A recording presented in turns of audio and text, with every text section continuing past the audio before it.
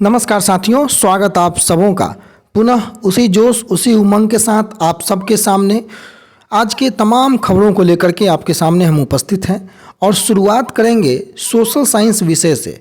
5425 सीटें 5397 अभ्यर्थी सफल हुए हैं और न्यूज 18 की ओर से रजनीश कुमार ने कल वेटिंग लिस्ट को लेकर के और शिक्षा विभाग और बीपीएससी के बीच जो मार्गदर्शन मांगे जाने वाली जो बातें हैं उस पर क्या कुछ टिप्पणियां की गई थी, किस प्रकार से लोग जो 1 नंबर 2 नंबर 4 नंबर से पीछे हैं उनके लिए किस प्रकार से बेनिफिट हो सकता है, कई लोग जो हैं और बहाल हो सकते हैं। तमाम मुद्दों पर हम चर्चा करेंगे। शुरू से ही हमारी मांगे रही हैं कि वेटिंग लिस्ट जारी हो।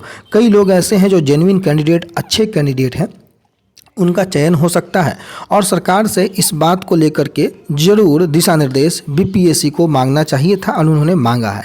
अब देखना है कि इस पर मार्गदर्शन जो है सरकार, गवर्नमेंट, शिक्षा विभाग क्या देती है। बहुत इंपॉर्टेंट, कई 100 लोगों के कॉल्स हमारे पास कल से आए हैं। कई लोग बहुत खुश हैं और कई लोग 1 2 नंबर 4 नंबर 10 नंबर से जो रह गए हैं उनके लिए तो आगे बीपीएससी टीआरई 2.0 का भी मौका है। लेकिन अभी जो मेन मुद्दा है कि आपकी जो कंप्लेन है वो बीपीएससी की वेबसाइट पे जो ईमेल आईडी जो दिया हुआ है secretary.bpsc.bihar@gov.in, इस पे आप दर्ज कराइए।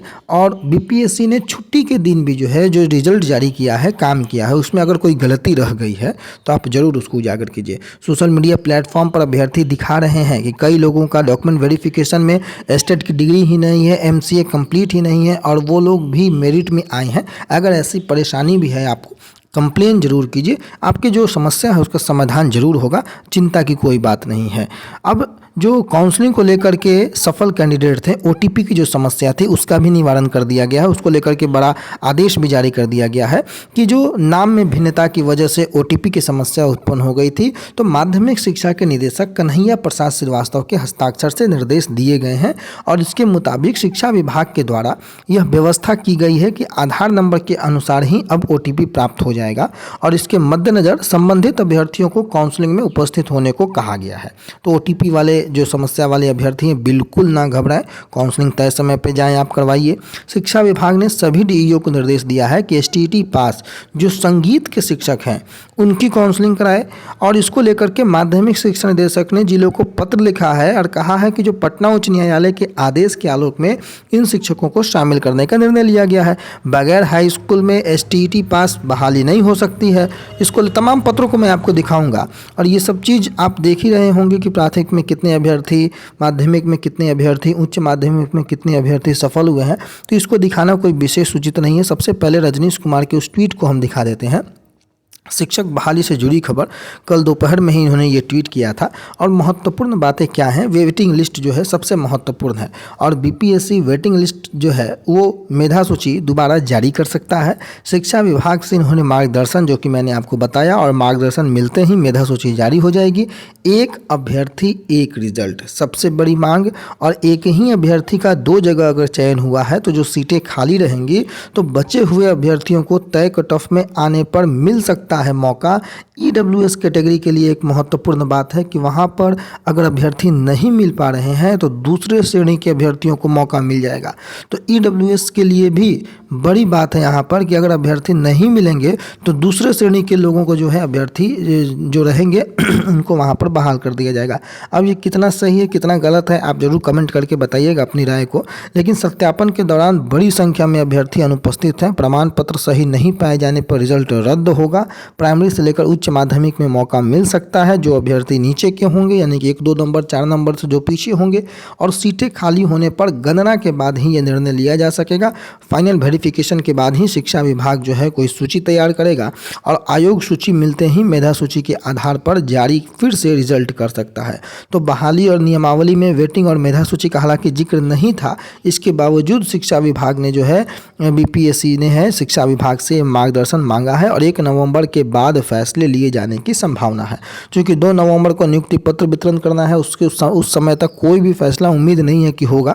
क्योंकि तमाम विभाग जो है बीपीएससी आयोग विभाग इतनी तेजी में इसलिए था कि मुख्यमंत्री का ये निर्देश था कि भाई 2 नवंबर को तो हमको गांधी मैदान में जो है जलवा दिखाना है और इसलिए आप जल्दी से जल्दी रिजल्ट जारी कीजिए। और इसी जल्दबाजी में ही सारे रिजल्ट को जो है जारी किया गया है और इसलिए कोई भी अगर आपके पास सूचनाएं भी आएंगी, मार्गदर्शन बीपीएससी को आएगा तो वो 2 तारीख के बाद ही आप उम्मीद रखिए। वो जो कार्यक्रम गांधी मैदान में बृहद कार्यक्रम है, डंका पीटने का जो कार्यक्रम है कि हाँ हमने बहाल किया है 1,22,000 शिक्षक, वो जब तक नहीं हो जाएगा, हालांकि माननीय मुख्यमंत्री और माननीय तेजस्वी प्रसाद यादव उप मुख्यमंत्री ने बहाली की है, इसमें कोई दो राय नहीं है, और बीपीएससी 2.0 जो बहाली है वो भी आएगी। लेकिन इन बहाली में जो अनियमितताएं रही हैं, जो डोमिसाइल का मसला रहा है, वो बहुत महत्वपूर्ण मसला है।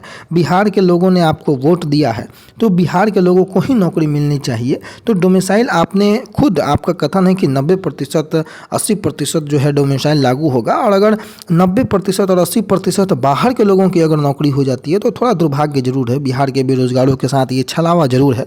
इस पर जो है सरकार को ध्यान देना चाहिए। माना कि बिहार के अलावे भी अन्य देश के लोगों को आपने मौका दे दिया, लेकिन आगे की बहाली में जो है थोड़ा इस पर ध्यान केंद्रित करना, और अभ्यर्थियों से भी ये गुजारिश है कि सबसे पहला मुद्दा जो है आप डोमिसाइल का उठाइए कि आपको डोमिसाइल लागू करवाना होगा। अदरवाइज आप नतीजा देखे हैं किस प्रकार से 70% लोग जो हैं वो बाहर के आ गए हैं।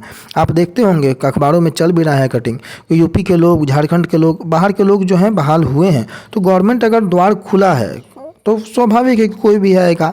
हमारी भारत जो है खुली अर्थव्यवस्था है, लेकिन बिहार कहीं ना कहीं खुला राज्य बनते जा रहा है। अन्य जगहों पर आप देखिए जो क्राइटेरिया है वो लागू है, लेकिन बिहार जैसे राज्य में अगर तमाम भारतवर्ष के लोगों को अगर मौका दिया जाएगा तो बिहार के लोग क्या करेंगे, सबसे बड़ा सवाल ये उठता है। इस पर आप सभी मिलकर के जो है एक प्रयास कीजिए। डोमिसाइल नीति लागू करने के लिए जो अग्रणी लोग हैं वो जरूर आवेदन दीजिए, विभाग में लगातार आवेदन दीजिए। डोमिसाइल लागू होगा, आपकी बहाली की जो संभावना है वो बहुत ज़्यादा बढ़ेगी। अगर इसमें डोमिसाइल लागू नहीं होता, डोमिसाइल लागू होता तो और अधिक बिहार के बेरोजगारों को जॉब मिलता। तो इस पर आप लोगों का ध्यान होना बहुत अधिक आवश्यक है। दूसरी जो मैं प्रेस विज्ञप्ति की बात कर रहा था, ये देख लीजिए, माध्यमिक शिक्षा निदेशक की ओर से कल बड़ी विज्ञप्ति जो जानकारी है, जो आदेश है वो जारी किया गया कि ओटीपी नहीं आने की समस्या के चलते पहले उनको कहा गया था कि या तो वो जिलाधिकारी का प्रमाण पत्र या फिर न्यायिक दंडाधिकारी का हलफनामा लेके आएँ। तो दोनों कागजात लाने में जो विलम्ब हो रहा है उसके चलते विभाग के द्वारा ओटीपी की समस्या का निराकरण करते हुए यह व्यवस्था की है कि आधार नंबर के अनुसार ही अब ओटीपी प्राप्त हो जाएगा। और ऐसी स्थिति में वैसे अभ्यर्थी काउंसलिंग हेतु संबंधित जिले में उपस्थित हों जिनकी पहले काउंसलिंग इसलिए रोक दी गई थी कि उनके नाम में भिन्नता है। तो बाकी आप समझ गए होंगे, पढ़ लीजिए, स्क्रीनशॉट ले लीजिए। कोई समस्या हो आप कमेंट करके जरूर बताइएगा। अब ये जो पत्र है जो CWJC 98/28/2023 के आलोक में जो संगीत शिक्षकों के लिए जो पारित आदेश था उसको लेकर के भी शिक्षा निदेशक माध्यमिक का एक बड़ा पत्र आया है कि जो स्टेट उत्तीर्ण अभ्यर्थी हैं उनको काउंसलिंग में सम्मिलित करने हेतु नियमानुसार कार्रवाई की जाए। और ये माननीय न्यायालय के आदेश के उपराक्त परिप्रेक्ष्य में जो है ये बड़ा आदेश भी जारी किया गया है। आप देख सकते हैं। एक और जो शिक्षकों के लिए, विशिष्ट शिक्षकों से जुड़ी जो खबर है ये भी न्यूज 18 रजनीश कुमार के हवाले से है कि दुर्गा पूजा के बाद कैबिनेट में नई नियमावली पर मुहर लग जाएगी। बिहार विद्यालय विशिष्ट शिक्षक नियमावली 2023 जिसको जारी किया गया था, सुझाव मांगे गए थे, लाखों सुझाव आए हैं और शिक्षकों के सुझाव मिलने के बाद अब जल्द इनकी बैठक होगी। अक्टूबर अंत तक बैठक पर फाइनल प्रस्ताव तैयार होगा। विशिष्ट शिक्षक को लेकर के भी आपत्ति पर जो चर्चा है, जो उस पर 309 परंतु उसके तहत बनी नियमावली में राज्यकर्मी का दर्जा आपको परीक्षा, जो विभागीय परीक्षा है वो पास करने के बाद ही मिलेगा। और कैबिनेट के मोहर लगते नीतीश कुमार खुद इसकी घोषणा करेंगे और नवंबर के पहले सप्ताह, और उम्मीद है कि 2 तारीख को मंच से ही गांधी मैदान से इसकी घोषणा हो जाए। नहीं, कुल मिलाकर दुर्गा पूजा के पहले नई नियमावली का जो प्रारूप जो तैयार हुआ था, अब दीपावली से पहले राज्यकर्मी की घोषणा की तैयारी है और 4.25 लाख नियोजित शिक्षकों को इसको मौका मिलेगा।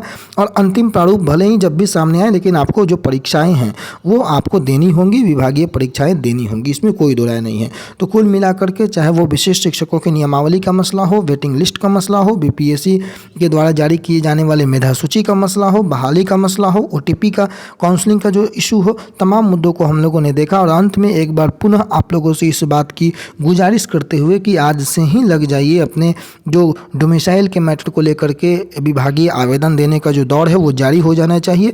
डोमिसाइल अगर लागू होता है तो आपको बहुत लाभ होगा, पहला काम। दूसरा काम, पढ़ाई पर ध्यान दीजिए, पढ़ाई बहुत अधिक आवश्यक है। जिनका भी जो पीछे हो गए हैं, पढ़ने के अलावा कोई ऑप्शन नहीं है, तो ये 2 काम आप जरूर कीजिए। बाकी आगे आने वाले समय में जो भी अपडेट्स आते रहेंगे अब तक हम पहुंचाते रहेंगे। आप हमारे साथ बने रहिए। चैनल को सब्सक्राइब नहीं किए हैं तो सब्सक्राइब कीजिए, दोस्तों के साथ शेयर नहीं किए हैं तो शेयर जरूर कीजिए।